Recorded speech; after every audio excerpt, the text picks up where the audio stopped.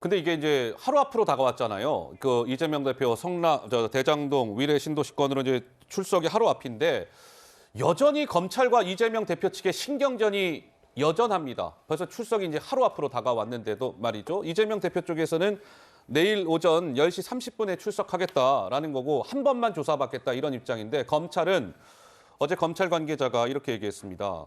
아니 이재명 대표님 10시 반이 아니라 좀 일찍 좀 나오세요. 오전 9시 30분부터는 해야 되지 않겠습니까? 10시 반에 나오시고 뭐 조금 이따 점심 식사하시고 그러면 인권 수사 규칙 때문에 하루 조사할 수 있는 시간이 한 8시간 정도밖에 안 돼요. 1시간이라도 좀 빨리 나오세요. 검찰은 이런 거고.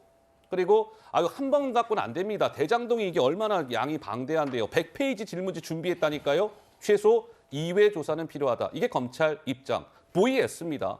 또 있습니다. 한번 보시죠. 검찰이 어제 또 이렇게 얘기했습니다.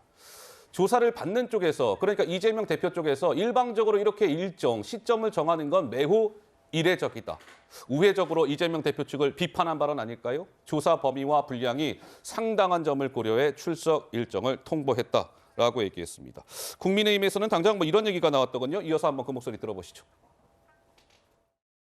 이재명 대표가 검찰에 출석하겠다고는 했지만 세상에 어떤 피의자가 동네 마을 나가듯 소환 일정을 검찰에 일방적으로 통보하고 조사 방식을 흥정할 수가 있는 것입니까? 끝까지 법 앞의 평등을 무시하는 제1야당의 지위를 남용한 국민을 무시하는 오만의 극치입니다. 김석희 사무총장 발언까지 듣고 왔습니다.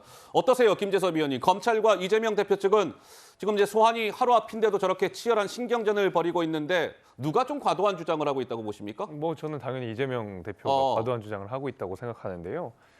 호련히 가서 뭐 정정당당하게 검찰 조사를 받겠다라고 말씀을 하셨는데 사실 그렇게 보면은 그렇게 말씀하신 것 치고는 조건이 너무 많이 붙어요. 10시 반에 가야 되고 그전 조사받을 때도 6시에 나간다고 하셨던 거 아니겠습니까? 근데 뭐 네이버 문건 이후에 바뀌었다 뭐 이런 조금 보도가 뭐 있었죠? 정진상 문건을 예. 보고 뭐 놀랬다 이런 보도들도 있었지만은 여하튼 그렇다 그러면 10시 반에 출석하셔서 뭐 1시간 정도 조사를 받으시고 점심 식사하시고 남은 시간 동안 그 조사를 받겠다라고 하는 건데 한 6시 정도까지 심지어 평일도 6시까지 그 조사를 받겠다고 선언을 하신 마당에 토요일에 출석한 이재명 대표가 그럼 7시, 8시까지 더 받읍시다라고 할 이유는 저는 없다고 생각하거든요. 예. 그렇다 그러면 딱 정해놓은 시간만 나는 할 말만 하고 오겠다. 내지는 내가 준비한 서면만 검찰한테 주고 오겠다. 이걸로 보입니다. 그전에서도 사실 6페이지 딱 그 본인이 준비한 서면만 가지고 검찰이 묻는 거의 질문에 대해서 그냥 서면만 보여줬다는 거 아니겠습니까? 그럼 마찬가지로 이번에도 똑같을 거예요. 근데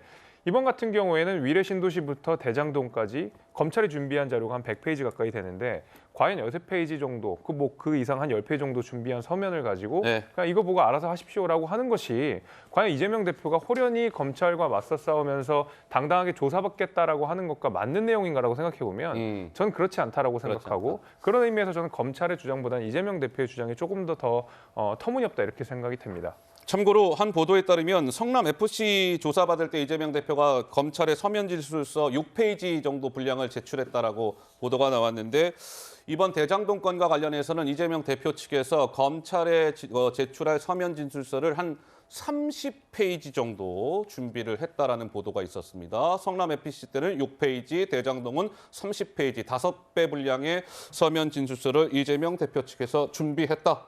라는 보도가 있었다는 점 참고로 말씀을 드리겠습니다.